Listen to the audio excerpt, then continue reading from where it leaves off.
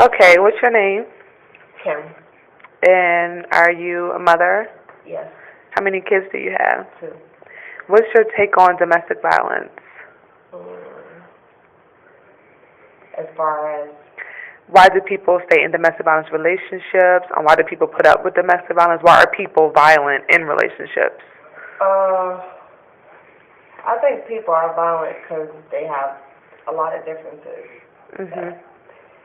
They don't know how to come up with an understanding or certain things like that, or agree on certain situations, or with certain situations. Are you in a domestic violence relationship? Yes. How long have you been in that relationship? Almost 2 years. And why have you stayed? I guess because I love them. Okay, and say you weren't in a domestic violence relationship, you had a friend or a sister that was, you saw being abused quite often, what would you tell her?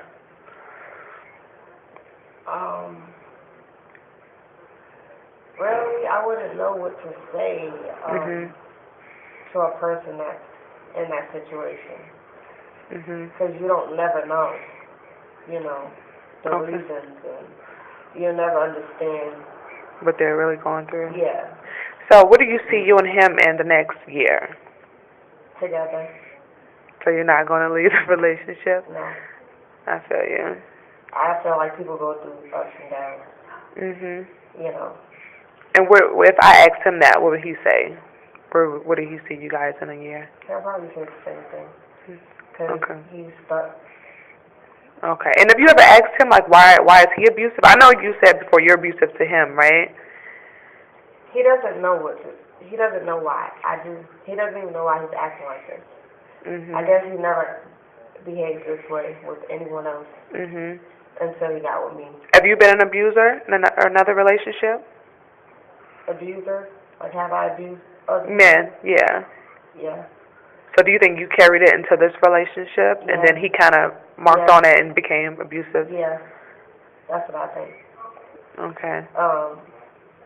Emotionally and mentally abusive leads to physical abuse. Have you guys tried to get counseling together? No. You think it will work? Or it's worth it, or something you want to try, or? It might be worth it, but do I think it will work? I don't know. I don't know. Has anyone ever said to you, you may kill him or he may kill you? Yeah, I hear it all the time. You're just willing to take the risk? We're not going to kill each other. It's not that extreme. Okay. I don't know if that's stupid to say.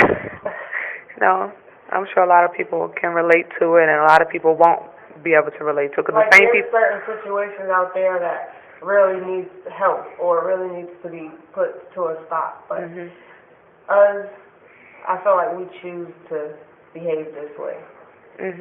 What's the worst thing that's ever happened to you guys? Physical, like the worst type of event? I mean, there's been a lot of events. I can't say what's been the worst. They were all bad. Okay. Maybe waking up and my hair's gone. That's the worst. Okay, and what about him? I mean, stabbing him, throwing stuff in his face, coffee. Hot coffee? Yeah. Throwing something in his eyeball, busting his eye open. So, there's been a lot. Okay. Say one thing positive about your relationship, and then we're done.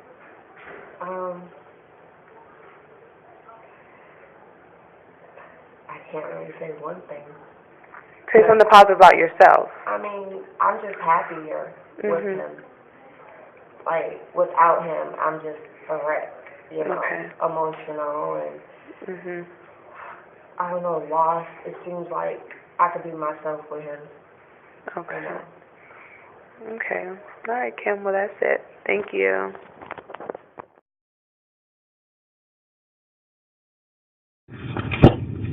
Okay, I wanted to talk a little bit about the different kinds of domestic violence because people just have this crazy thought in their head that the only type of abuse is physical abuse, and it's not. You know, there's sexual abuse. If you're in a relationship and you're not in the mood to have sex, and he's kind of forcing himself on you, or she, forcing herself on you. And some people say taking it, not necessarily meaning rape, but I guess in a certain type of rape, form of, just forcing yourself and he or she not really wanting to be sexual and you just kind of just taking it. That's sexual abuse.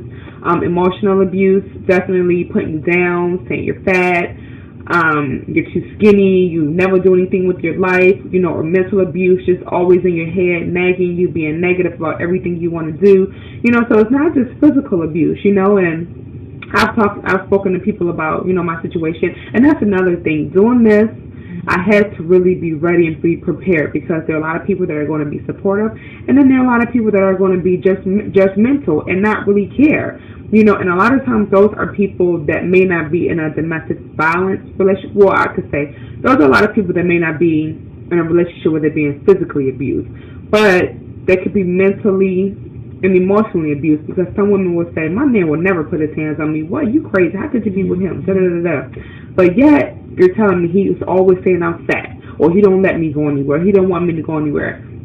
That's abuse too, honey. You know what I mean? So even if he's not, or she, even if you guys aren't fighting, just the fact that you're lowering each other's self-esteem, calling each other names, keeping yourself confined from the world or friends or family, that's abuse also. And I know there's plenty of times where, me and my ex would get into an argument. He may say something that I didn't like, and I would hit him, throw something at him, put him out the car, the house. He could be cooking. I would take the food and flush it, or, just throw it down the sink. I remember there was one particular time, and I'm only being open about this because this is what I choose to do to help others, and also just, because there are a lot of men in relationships who are being abused, and they don't speak about it because people laugh and make fun of it or don't take them serious. But there was one time we had came home from the hospital after I had Corey, my youngest son, and I was doing the dishes, and we were kind of arguing, not really arguing, but just, saying sly things to each other that, we shouldn't have been saying, kind of being disrespectful. And he said something that really pushed me.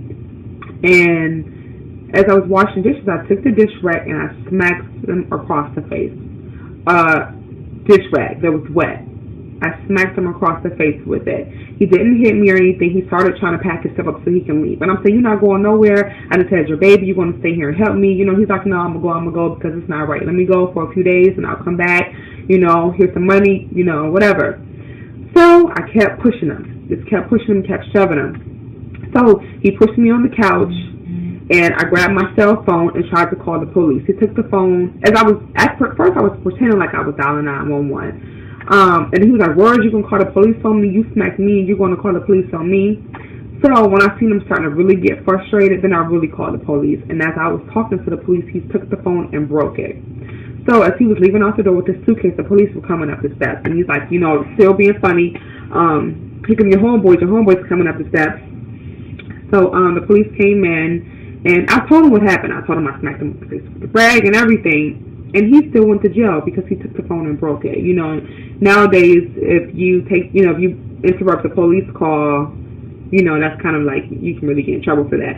But my thing is, I was the one that smacked him, that was hitting him, pushing him. So a lot of times when men end up in jail behind domestic violence, a lot of times it is because of them defending themselves. And a lot of times they don't even have to put their hands on a woman to go to jail these days. You know what I mean? And they still get the rap or the rep of being an abuser. And it's kind of not fair. So my advice is just that if you're in a relationship and you're not getting along, you're accusing each other of doing false things or being abusive to each other, let it go. Let it go. If you can't work it out, there's no need to be together because at the end of the day, someone is going to get hurt. And in North Carolina, well, all over the world. But I know lately it's been on the news a lot in Charlotte.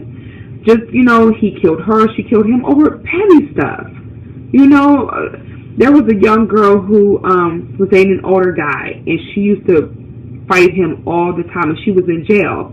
So when she got out of jail and went home, about 3 days later, he ended up killing her. He was just tired of her putting his hands on him. So it's definitely serious. you know. So like I said, my advice is just that if you can't be together, then don't, because it's not worth it. Not even for convenience, for money, for sex, to feel protected. If you think you can't find anybody else, that's not true. Let all that go. Don't put yourself in a relationship where you're not happy, because it's not healthy. It's not healthy for the kids to be around that, and it's not healthy for you know, the mother and the father, the boyfriend and girlfriend. It's just not healthy for either party, you know. So me starting home, my support group home, meaning Hands Off Me, is basically just to help people just open their mind up to realize that you don't have to be in this situation. Get some help. Go to counseling together. Go to counseling as a family. You know, go to church. Pray over each other, you know, because you can't get past anything unless you go through God. So, you know, that's definitely my advice. And also, October is Domestic Violence Month. So in October, my Facebook group should be together. Well, it'll be together by then, but the website will be done. The bracelets will be in a few states. And then my groups on Facebook I will have 2 groups on Facebook within the next couple of days.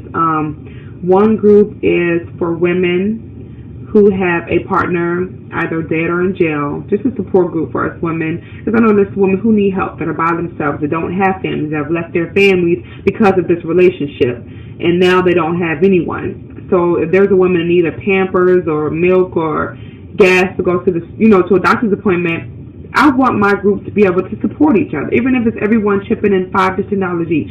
That's how we should be. We should be helping each other out like that. And then the other group is going to be men and women that are abused or being abused, because there may be someone who is an abuser that may be open to say, I'm tired of abusing my maid. You know what I mean? I want help. I need help. I see what I'm doing is wrong. You know, so those are going to be the 2 groups that are going to be coming soon. Like I said, the website home, Hands Off Me, and my bracelets home will be in Philadelphia, Atlanta, D.C., Maryland, possibly New York, and a few other places, Minnesota. So they're coming soon, okay? So I just need your support. And I do have a phone for Hands Off Me if anyone wants to call, or, you know, if you need prayer, if you need a prayer partner, or just if you want to be a sponsor, an investor, because I'm definitely looking for those things too.